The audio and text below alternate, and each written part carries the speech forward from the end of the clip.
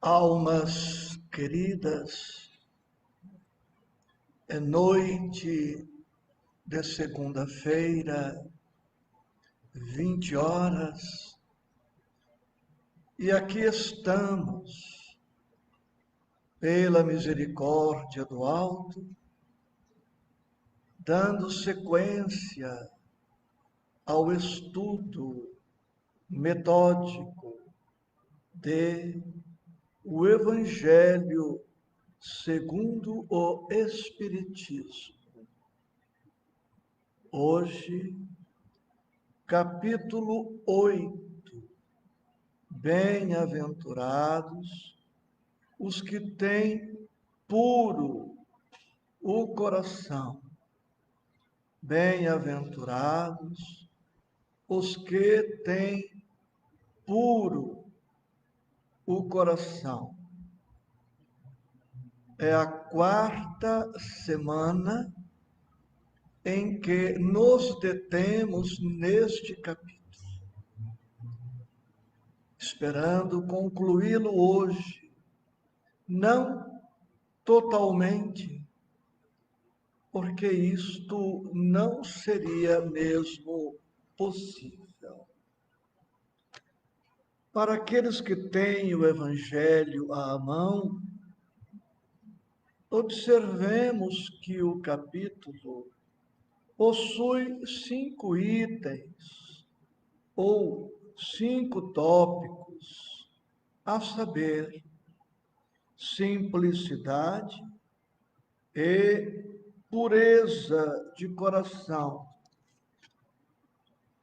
pecado por pensamentos, adultério, verdadeira pureza, mãos não lavadas, escândalos, se a vossa mão é motivo de escândalo, cortai-a. Deixai que venham a mim as criancinhas, e por fim, bem-aventurados os que têm fechados os olhos. Como se observa pela simples enunciação dos tópicos, em um estudo de 40 minutos, se tanto, não nos é possível a tudo abordar. Bem-aventurado, no singular, sabemos significar feliz, abençoado, ou seja, uma das condições para a felicidade está na pureza de coração. E podemos dizer, porque faz parte do capítulo, na pureza dos pensamentos, na pureza dos sentimentos, que com o tempo levar-nos à pureza no ouvir, a pureza no falar, a pureza no gestual, a pureza no viver. Esta condição, denominada pureza pelo Cristo, é essencial para a felicidade. Trazendo um exemplo singelo, nenhuma pessoa, em seu juízo normal, se sentiria bem em uma casa abandonada, suja, poluída, mal cuidada. Uma das primeiras providências que tomamos em relação às nossas casas é justamente a manutenção de sua limpeza, para que com esta limpeza sintamos-nos bem no interior da residência. E não só da residência. Uma roupa suja nos traz desconforto. Um corpo sujo nos traz desconforto. Uma cama descuidada nos incomoda. Um prato sujo, um talher sujo. Dificilmente vamos utilizar isto tudo e muito mais com satisfação, com alegria. O mesmo raciocínio, observa-se, aplica-se ao espírito. E podemos dizer, sem exagerar, aplica-se muito mais ao espírito que às coisas de ordem material. O primeiro tópico, simplicidade e pureza de coração. Precisamos, pois, simplificar a vida. Quanto mais complexidade, quanto mais dificuldade, mais transtornos, mais ansiedade, mais estresse, mais pressa, mais precipitação, mais assodamento, mais inquietação.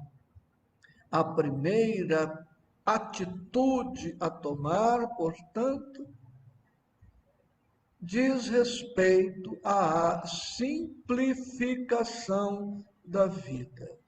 Quanto mais complicação, mais dificuldade em todos os sentidos. Não vou aqui me biografar, mas trago um exemplo. Todo ano, nos meses de março e abril, faço a declaração do imposto de renda. E posso dizer a você que é uma declaração bastante singela. Não preciso correr atrás de muita coisa, porque é o de sempre. Bem, Allan Kardec, no item 3 do Evangelho, tenho aqui um exemplar comigo, nos diz: a pureza do coração é inseparável da simplicidade e da humildade. Exclui toda ideia de egoísmo e de orgulho. Exclui toda ideia de egoísmo e de orgulho. Nós sabemos, com o Evangelho do Cristo e com a doutrina espírita, que o egoísmo é o vício mais profundo, mais arraigado, enraizado no espírito. Estude-se a questão 913 de O Livro dos Espíritos e lá encontraremos este pensamento. o egoísmo e o orgulho permeiam todas as nossas imperfeições, todos os nossos defeitos, todos os nossos vícios. Digamos que eu fosse intolerante em relação ao horário, não só disciplinado, mas intolerante. Qual o defeito que está permeando esta intolerância? O orgulho, o egoísmo, aí está também. Vemos, pois, que atingir a pureza do espírito não é tarefa fácil, não é realização que se consiga através do menor esforço. Teremos que vencer o egoísmo, o orgulho, para atingirmos este estado de pureza espiritual. O egoísmo, o orgulho podem, inclusive, permear nossos sentimentos bons, que são bons, mas ainda não atingiram a pureza ideal. É possível que um pai, uma mãe, ame egoisticamente o filho. É possível que um cônjuge ame egoisticamente o cônjuge. Não negamos a presença do amor, mas não é um amor escoimado de egoísmo, não é um amor purificado, é um amor que vem permeado, que no seu pojo traz algumas coisas do egoísmo e do orgulho. Portanto, precisaremos nos conscientizar de que a pureza a que se reporta Jesus é algo muito profundo e muito grave e essencial para a vida do espírito. No tópico seguinte, vemos pecado por pensamentos. Pecado por pensamentos. E podemos dizer que todos os vícios, defeitos, imperfeições que se somam às centenas começam no pensamento. Nós pensamos, o pensamento suscita em nós sentimentos, e agora, com os pensamentos e os sentimentos cultivados, nos comportaremos de conformidade com a natureza dos pensamentos e dos sentimentos. Por isso, nosso Senhor Jesus Cristo enfatiza em seu Evangelho e a doutrina espírita na esteira do pensamento do Senhor traz-nos o mesmo ensinamento.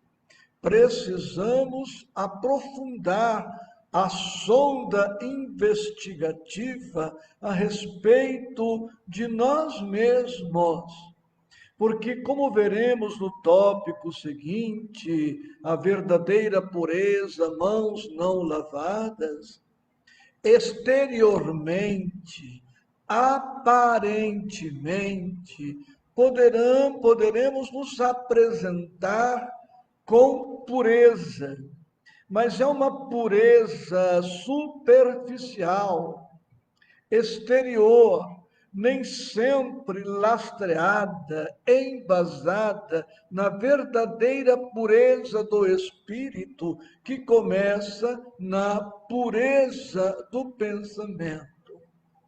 Já vimos isto na semana retrasada, mas pela importância, eu vou trazer novamente as características de um pensamento negativo ou de um mau pensamento. Um pensamento é mau quando se afasta da caridade, quando, baseado no orgulho, baseado na vaidade, baseado no egoísmo. Um pensamento é mau quando a realização do que estamos pensando vier a causar prejuízo a alguém. Um pensamento é ainda mau quando pensamos em fazer a outrem o que não gostaríamos que outrem nos fizesse, sem ofender aos poucos companheiros presentes, em respeito ao decreto municipal, e sem faltar com respeito aos internautas que nos brindam com a companhia, vemos que o ser completamente puro na Terra não existe. Quem de nós, esperando não ofender a ninguém, quem de nós, de vez em quando, ao pensar, não trai a caridade?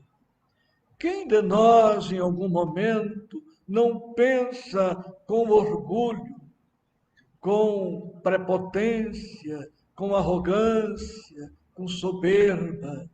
Quem de nós, de vez em quando ou de vez em sempre, não pensamos baseados na vaidade? Quem não pensa de vez em quando egoisticamente? E isto permeia muito mais a nossa vida do que supomos. Vou dar um exemplo bem simples. Estou em uma mesa, ali com uma jarra de água, um refrigerante, uma outra bebida qualquer. Eu coloco a bebida no meu copo e depois pergunto a outra pessoa se ela aceita. Ao me servir primeiro e servir o outro depois, já tive um pensamento orgulhoso, já tive um pensamento egoísta. Se estivermos num restaurante, numa pizzaria, e eu coloco o pedaço de pizza primeiro no meu prato, para depois colocar no prato da companhia, já não fui puro de coração. Eu já atendi a mim primeiro. Olha o egoísmo aí, olha o orgulho. Inconscientemente ou conscientemente, estou pensando que eu tenho mais méritos e que eu devo me servir primeiro. É assim em muitas situações da nossa vida. A contrário senso disto, quando é que um pensamento é bom? Quando estamos pensando em termos ou baseados na caridade, quando pensamos com humildade, quando pensamos com simplicidade, quando pensamos com amor e quando pensamos com justiça. Mas insistindo, você conhece alguém que 100% pensa com a caridade? Que 100% pensa com a humildade? Que 100% pensa com a simplicidade? Que 100% pensa com o amor? Que 100% pensa com a justiça? Conclusão: não para nos desanimar, todos nós somos mais ou menos impuro. Poderemos ser mais impuros em um setor das nossas atividades, poderemos ser mais impuro numa outra área de atuação. Competindo a nós realizar esta viagem para o interior de si mesmo, auscultarmos, corajosamente enfrentarmos as nossas deficiências, para que possamos organizar uma pauta de crescimento, de corrigenda, de superação, a fim de que aproveitemos a reencarnação para desencarnarmos menos impuro do que quando reencarnamos. Em Kardec, no capítulo 8, encontramos: permito-me ler. À medida que avança na vida espiritual, a alma que enveredou pelo mau caminho se esclarece e despoja pouco a pouco de suas imperfeições, conforme a maior ou menor boa vontade que demonstre, em virtude do seu livre-arbítrio. Todo pensamento mau resulta, pois, da imperfeição da alma. Mas o espírito lúcido, consciente, que chama a si a responsabilidade pela própria corrigenda, que se autodetermina crescer, avançar, pode, partindo de um pensamento mau, partindo de um sentimento negativo, iniciar aí o seu processo de purificação. Como está no capítulo, quem não pensa mais no mal já realizou a perfeição. Quem pensa no mal, mas se empenha por superar, está no esforço, está a caminho. E aquele que pensa mal, pensa negativamente, e nisto tem prazer, e permanece estacionado neste pensamento inadequado, é sinal evidente de que está mais distante da purificação do que aquele que, detectando em si uma falha, dispõe-se a superá-la. No tópico seguinte, verdadeira pureza, mãos não lavadas. No Evangelho, nós encontramos muitas passagens em que, principalmente os escribas, criticavam demais Jesus por não lavar as mãos antes das refeições.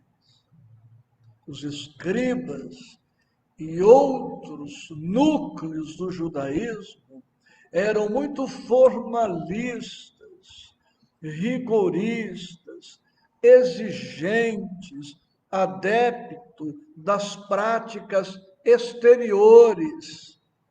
Eles haviam feito uma adaptação de modo a não exigir tanto deles a melhoria íntima, a reforma íntima, a transformação moral, e acomodaram os ensinamentos da lei da seguinte maneira: continuemos a ser como somos por dentro, desde que façamos a asepsia exterior, já estaremos, de algum modo, satisfazendo a lei e agradando a Deus.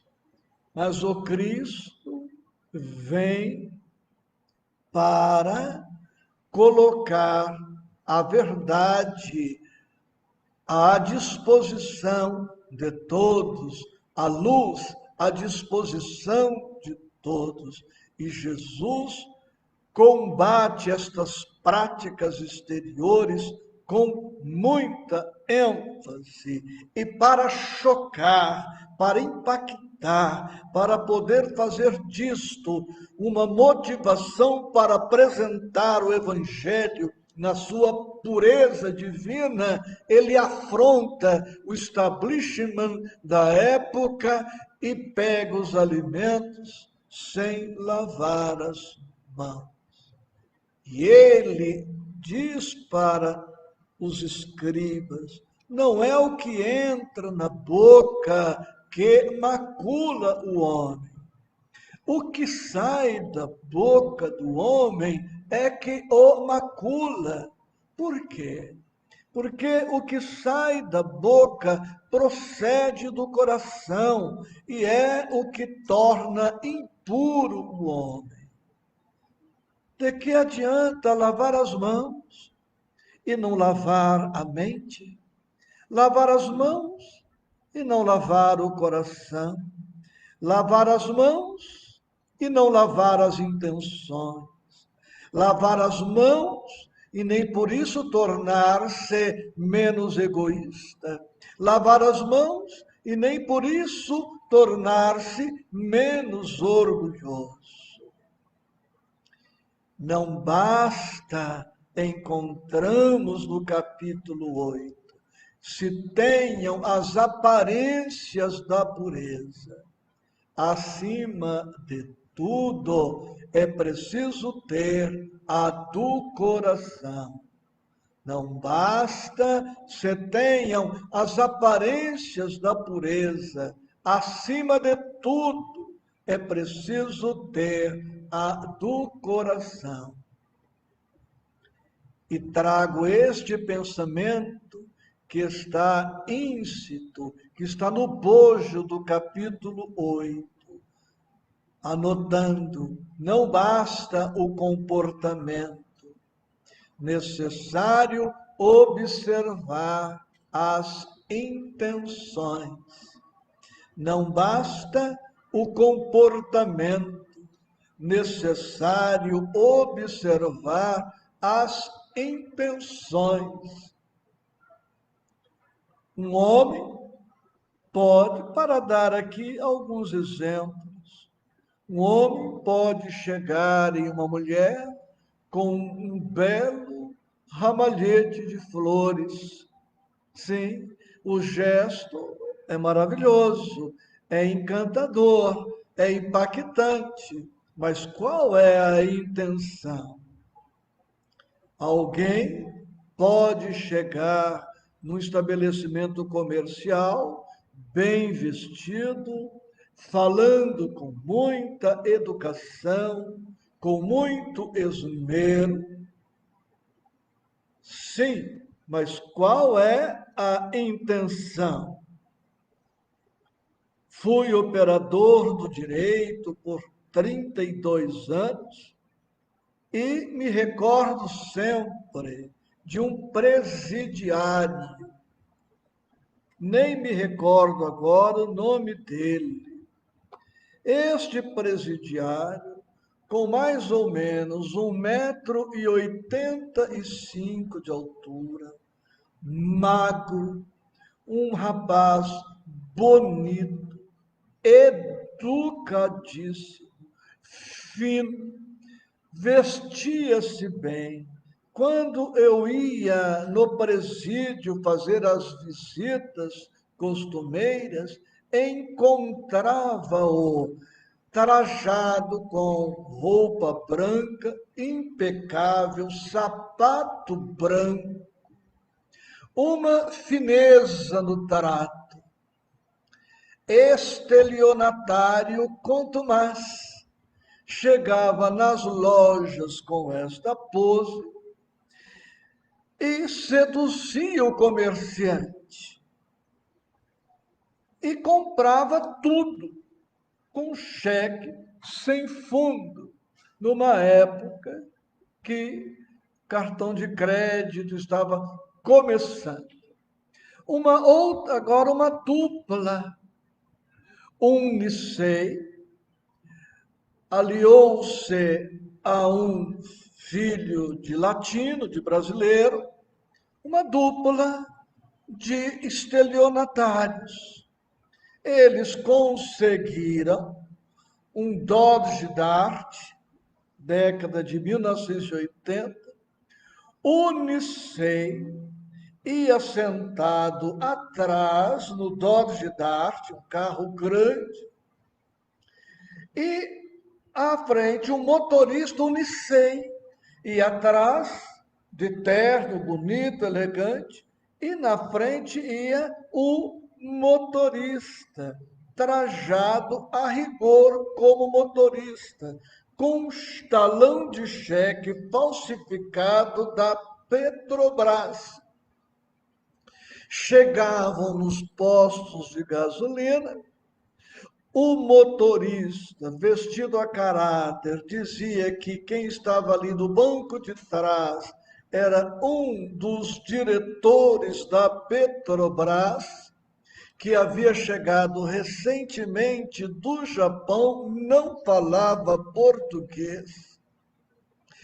Eles abasteciam o carro com cheque a maior, o dono dava o troco, eles esvaziavam o tanque assim que saíam do posto, iam no próximo posto, abasteciam, porque o que eles queriam mesmo era o dinheiro. Portanto, precisamos ver quais são as intenções. Muitas vezes os nossos obsessores, encarnados e desencarnados, se aproximam de nós com uma bandeja de prata, com uma maçã borrifada, apetitosa, atraente. Nenhum sedutor, nenhum obsessor vai nos oferecer uma maçã estragada, podre, mal cheirosa, porque não vai despertar o nosso interesse.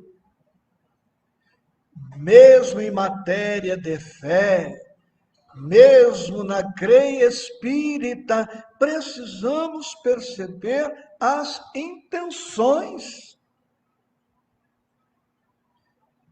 Quantos oradores, para citar um exemplo, nesses tempos de pandemia, não, mas antes, exigiam público mínimo para aceitar o convite de palestra. Oradores que exigem um número mínimo de livros vendidos, uma receita mínima. Oradores que exigem que os organizadores do evento destinem uma parte da arrecadação para a sua instituição, sob pena de não participar do evento. Qual é a intenção? Não há pureza neste comportamento. Que isto nos sirva, pois, de reflexão. O tópico seguinte, escândalos. Se a vossa mão é motivo de escândalo, cortai-a. Vamos dizer que escândalo seja ou sejam os escândalos os nossos vícios, os nossos defeitos, as nossas imperfeições, ou ainda as nossas impurezas. Se a vossa mão é motivo de escândalo, cortai-a. Se o meu egoísmo é motivo de sofrimento, preciso eliminá-lo. Se o orgulho é motivo de sofrimento, de queda, de erro, de crime, preciso eliminá-lo. Se a cólera, a impaciência, a intolerância, a inveja, os ciúmes, a competição, a baixa autoestima, qualquer vício, qualquer defeito, qualquer imperfeição, se a minha carência, os meus conflitos, as minhas sombras, as minhas tristezas, os meus desencantos, as minhas frustrações, tudo isto e muito mais, forem causa de perturbação na minha vida, de preservação de uma impureza infelicitadora, eu preciso reconhecer que é hora de mudança e eliminar isto. Não vamos tomar ao pé da letra, sentido literal da expressão bíblica. Então, os meus olhos são maliciosos, vou me tornar cego voluntariamente. Minha mão é motivo de escândalo, vou cortá-la. Não é exatamente nesse sentido. É eliminar aquilo que nos está mantendo impuros e, consequentemente, infelizes. Deixai que venham a mim as criancinhas. Se não trabalharmos as nossas impurezas, mantemos-nos distantes do Evangelho, distantes do Cristo, distantes da divindade. E como precisamos terminar, neste tópico, deixai que venham a mim as criancinhas, há um parágrafo lindo que a nossa companheira Gisele tem memorizado e sempre em nosso trabalho mediúnico recita, auxiliando-nos na manutenção do padrão vibratório. Mas antes eu quero dizer que a nossa pureza de espírito é medida pela intensidade, pela qualidade, pela profundidade do nosso amor. Mais puro é aquele que mais ama. Aquele que mais ama é aquele que vai se revelar mais puro. Mas não falo aqui deste amor humano, deste amor com preferência, deste amor com inclinação, deste amor que devotamos a alguns em detrimento de outros. Falamos aqui do amor cósmico, do amor universal, do amor sem adjetivo, do amor que ama, que serve, que se doa, que se entrega indistintamente a este amor que é o sol das nossas almas. Agora leio. Se tendes amor, possuís tudo o que há de desejável na terra. Possuís preciosíssima pérola, que nem os acontecimentos, nem as maldades dos que vos odeiem e persigam poderão arrebatar. Se tendes amor, tereis colocado o vosso tesouro lá, onde os vermes e a ferrugem não o podem atacar. E vereis apagar-se da vossa alma tudo o que seja capaz de lhe conspurcar a pureza.